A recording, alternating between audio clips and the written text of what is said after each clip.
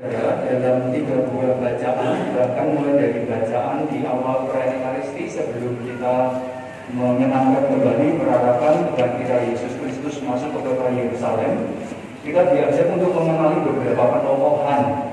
Jelas tokoh utama adalah Tuhan kita Yesus Kristus sendiri. Lalu tokoh yang lain adalah Pilatus, dan tokoh yang lain lagi adalah umat yang tidak disebut siapa namanya, tetapi disebutkan ada banyak yang semuanya bersuara keras. Nah, kalau kita kemudian mengenangkan kembali hanya sekedar merenungkan saja berdasar dari penokohan-penokohan tadi, maka kita menemukan, katakanlah, pengenalan pada macam-macam orang. Dan saya yakin Bapak Ibu para saudari dan saudara tentu akan memilih, kami akan meneladani keteladanan dan sikap Tuhan Yesus Kristus. Tetapi memang lebih baik kita lihat satu persatu penokohannya. Yang pertama, kalau kita bicara tentang Tuhan kita Yesus Kristus, bacaan-bacaan hari ini mengajak kita untuk mengenal kembali kepada sosok seseorang yang taat, tetapi sekali lagi tidak sekedar hafal aturan, tidak sekedar tahu aturannya tertulis di mana, tetapi dia sungguh-sungguh tahu aturan yang dia taati akan membawa dia kemana. Maka termasuk resikonya apa, kemudian termasuk hasil akhirnya apa, dia paham. Maka kita pun diajak demikian. Saya yakin Anda semua yang hadir di sini sudah menerima baptis.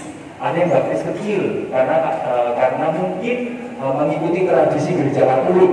Orang tua Katolik yang memiliki anak-anak bersegeralah membaptiskan putra-putrinya segera setelah ia dilahirkan. Entah usia 8 hari kalau menurut kitab suci, atau 40 hari juga kalau menurut kitab suci. Tetapi menjadi persoalan kalau kita ditanya, mengapa Anda membaptis putra-putri Anda ketika usia 8 hari, atau 40 hari, atau 100 hari, atau setahun? Mungkin jawabannya persis sama seperti jawaban orang yang taat hukum, tetapi tidak sungguh tahu apa yang dimaksud di balik aturan itu. Mungkin kalau ditanya, mengapa Anda membaptis anak Anda ketika bayi? Mungkin Anda akan mengatakan seperti itu ajaran dalam gereja Katolik. Itu baik, tetapi parutannya kalau menurut bacaan-bacaan hari ini tidak terlalu baik. Hanya tahu aturannya tidak terlalu baik. Maka kalau kita membaptiskan anak kita sejak kecil misalnya, maka juga tidak pas mengatakan ya karena saya bapak ibunya beragama Katolik, karena kami keluarga besar semuanya Katolik, maka itu juga bukan jawaban pas. Berarti hanya taat hukum, taat aturan, melakukan aturan, tetapi tidak sungguh-sungguh paham. Maka misalnya kalau paham, berarti kita akan merefleksikan dalam diri kita masing-masing. Oh, saya baptis anak saya, supaya anak saya setelah ini akan saya persembahkan kepada Tuhan, supaya hidupnya sungguh-sungguh senantiasa ingin menapaki apa yang menjadi jalan-jalan Tuhan, misalnya. Atau contoh yang lain, mengapa Anda menikah secara Katolik? Mungkin Anda menjawab, karena saya Katolik, karena kami Katolik, karena Bapak Ibu menyuruh kami menikah secara Katolik, atau ya kebiasaan orang Katolik kan menikah secara Katolik. Lalu kalau ditanya, mengapa Anda menikah secara Katolik dan mengapa akhirnya dengan cara-cara Katolik, mungkin akan ada banyak yang tidak akan sungguh-sungguh mengetahui resikonya dan tujuan akhirnya dalam perkawinan Katolik. Maka bacaan hari ini mengingatkan, kalau Anda menikah secara Katolik, jangan sekedar karena Anda sudah terlanjur Katolik, maka Anda menikah secara Katolik. Bukan karena orang tua menyuruh Anda menikah secara Katolik, bukan karena paspor yang menyuruh Anda menikah secara Katolik, tapi gagasannya karena saya ingin menghayati perkawinan saya seperti yang disabdakan Tuhan misalnya. Jika salah satu dari kami tidak setia, kami akan berusaha macam-macam hal. Maka bacaan hari ini mengingatkan juga macam-macam ada banyak. Maka Bapak Ibu para saudari-saudara, yang pertama, kalau kita hari ini mengenangkan pribadi yang pertama, tokoh yang pertama, Tuhan kita Yesus Kristus, maka kita diajak untuk tidak sekedar taat, tetapi juga tahu risikonya apa. Lalu dengan ketaatan itu kita sebetulnya hendak dibawa kemana, hendak menuju kemana, target akhirnya apa, begitu seluruhnya. Lalu yang kedua, Pilatus ditampilkan kepada kita hari ini sebagai pribadi yang agaknya menjadi kontra dari pribadi Tuhan kita Yesus Kristus. Dan ucapannya yang paling, atau kisah Pilatus yang termasuk salah satu yang kita kenal sangat akrab adalah ketika Pilatus akhirnya mencuci tangan. Dia tahu bahwa dia punya kuasa, dia tahu bahwa dia sebetulnya punya hak memutuskan sesuatu, tetapi dia memilih untuk akhirnya tidak berbuat apa-apa. Maka kalau kita belajar dari penokohan Pilatus, kita pun diajak melakukan yang sama, Bapak Ibu, para saudari dan saudara. Semoga dalam kehidupan kita tidak selalu berusaha cuci tangan. Kalau ada persoalan di masyarakat kita, semoga kita tidak sekedar mengatakan bukan urusan saya. Atau kalau ada terjadi apa-apa, kita tidak hanya mengatakan biar orang lain saja yang bekerja dan macam-macam. Maka kita diajak sekali lagi untuk sejak awal melibatkan diri. Maka kalau kita masih ingat surat Gembala Prapaskah, sekali lagi saya ingatkan Bapak Uskup Agung Semarang menghendaki kita sebagai warga Uskupan Semarang melakukan karya-karya baik, karya-karya kasih, jangan menunggu keuskupan membuat kegiatan. Jangan juga sekedar menunggu kepikepan membuat kegiatan. Kalau Anda ingin berbuat baik, jangan menunggu paroki membuat kegiatan. Jangan menunggu ketua lingkungan, ketua wilayah membuat kegiatan. Tetapi kalau Anda tahu ada sesuatu yang baik yang bisa Anda lakukan, lakukanlah segera. Itu refleksi yang kedua. Kita diingatkan jangan sekedar menunggu, tetapi kalau kita tahu yang kita cita-citakan itu baik, mari kita kerjakan. Jangan cuci tangan dengan alasan belum ada gaul, belum ada perintah, tidak ada di rencana kerja, tidak ada di rencana program, tidak dianggarkan, maka tidak berbuat baik karena tidak ada anggaran. Rasanya menjadi hal yang dangkal bagi orang beriman. Tidak melakukan pekerjaan apapun karena tidak ada anggaran, tidak melakukan perbuatan baik karena tidak direncanakan. Maka sesuatu yang bagi saya nggak masuk akal, nggak nalar bagi orang-orang beriman Kristiani yang setiap kali senantiasa diingatkan ayo berbuat baik, ayo cinta kasih dan macam-macam. Itu yang kedua. Mari kita tidak seperti Pilatus yang sekedar cuci tangan, itu bukan urusan saya, toh belum diprogramkan, tidak ada anggaran, maka lebih baik tidak melakukan apapun. Kalau kita tahu ada sesuatu yang bisa kita lakukan, lakukan apapun itu. Tidak perlu menunggu dahulu juga. Jangan sekali-kali atau jangan selalu mengatakan sendiko dahulu juga. Jangan sekedar seperti yang baru viral di medsos. Apa itu namanya, ada karyawan negara yang mengatakan masyarakat netizen sebagai babu. Kita dikatakan babu marah, tetapi kalau tidak ada program kita tidak bekerja apa-apa. Kalau tidak dianggarkan kita tidak mengerjakan apa-apa.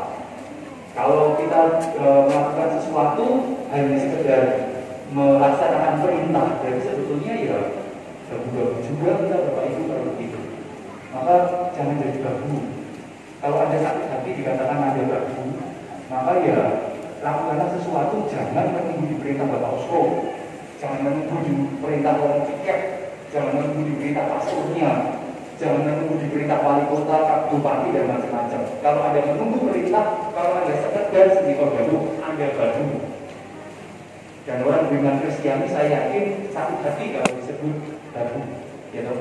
Meskipun Yesus Kristus mengajarkan kita itu hamba Allah, tetapi kan bukan baru-baru manusia. Kalau Anda tahu apa yang bisa dilakukan, kerjakan tanpa menunggu jauh dari siapapun.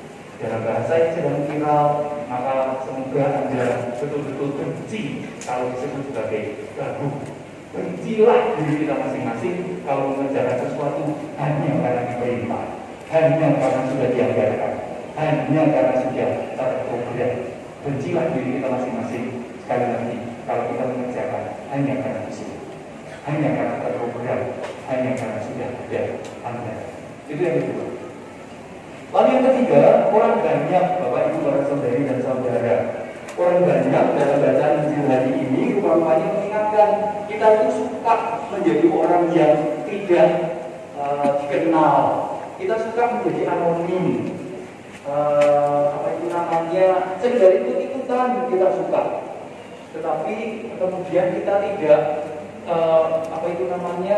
berusaha supaya melakukan sesuatu dan kemudian ketika diminta pertanggungjawaban kita mengatakan, ya ini pilihan saya, memang saya melakukan ini karena kemauan saya. Kadang-kadang kita suka berteriak kalau orang berteriak. Kita melakukan sesuatu kalau kita melakukan sesuatu. Oke lah, kadang-kadang kita masih sebagai orang kadang-kadang melakukan karena terpicu karena sudah ada yang mendahului. Misalnya,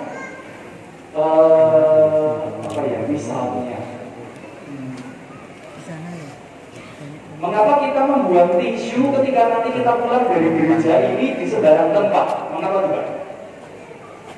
Mengapa kita nanti ketika pulang membuang tisu di sembarang tempat? Mengapa juga? Salah satunya karena sudah ada yang dahulu membuang tisu, maka saya ikut-ikutan membuang tisu. Benar nggak? Atau salah? Salah ya? Oke, salah. Kalau salah, puji Tuhan. Tapi kalau itu benar, berarti kan benar. Artinya kita membuat sesuatu karena sudah ada yang mendahului. Kalau memang itu terjadi, Bapak Ibu, para saudari dan saudara, mari kita mengingat kata-kata Paulus. Kita senantiasa diajak untuk berlomba melakukan pekerjaan-pekerjaan yang baik, berlomba-lomba, sukanya ikut-ikutan, maka kan sebetulnya itu menjadi peluang. Maka mari salah satu dari kita melakukan yang baik, yang lain kan akan mengekor itu gagasannya. Maka jangan sampai kita berpikir atau kita tanpa pikir melakukan sesuatu karena apa yang kita lakukan ditiru, itu gagasannya. Maka personik atau penokohan yang ketiga mengajak kita untuk sadar Bapak Ibu dalam masyarakat kita, terdidik atau tidak terdidik, modern atau tidak modern, tradisional ataupun mutakhir, masyarakat kita kadang-kala masih suka atau punya kecenderungan untuk mencontoh perilaku orang yang sebelumnya. Maka sebetulnya itu menjadi peluang bagi kita. Mari kita mempelopori sesuatu, karena pasti akan ada yang mengikor. Entah satu, entah dua, itu lebih baik daripada yang mengikor kita karena melakukan hal-hal yang tidak terpuji. 3 hal. Yang pertama, mari kita mempertimbangkan untuk mengikuti kembali buat kita Yesus Kristus.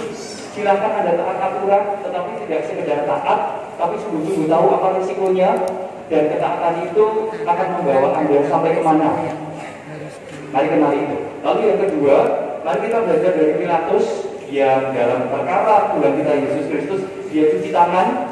Semoga kita tidak cuci tangan. Semoga kita tidak sekedar melakukan apapun karena disuruh. Kalau tidak disuruh, ya saya cuci tangan, nggak mau tahu. Maka mari kita melakukan pekerjaan baik kita bukan karena disuruh, entah itu uskup sekalipun, tiket, pastor, presiden, gubernur, bupati atau siapapun. Jangan bekerja karena sekedar disuruh. Saya tahu kita masing-masing sakit hati kalau disebut sebagai gaduh, maka jadilah bukan gaduh, tetapi menjadi orang yang sungguh-sungguh punya keberanian untuk melakukan karena memang itu baik. Lalu yang ketiga, mari kita belajar pada masyarakat kita. Toh masih banyak warga kita itu sekedar melakukan menyontoh dari apa yang sudah terjadi. Maka kalau begitu kita punya kesempatan, berikanlah contoh pekerjaan baik. Kita yakin akan ada yang mengikut kita untuk melakukan pekerjaan baik. Kalau kita memberi contoh kesetiaan kepada Kristus, saya yakin akan ada orang yang mengikut pula untuk setia kepada Kristus. Nama Tuhan dimuliakan kini dan sepanjang segala masa.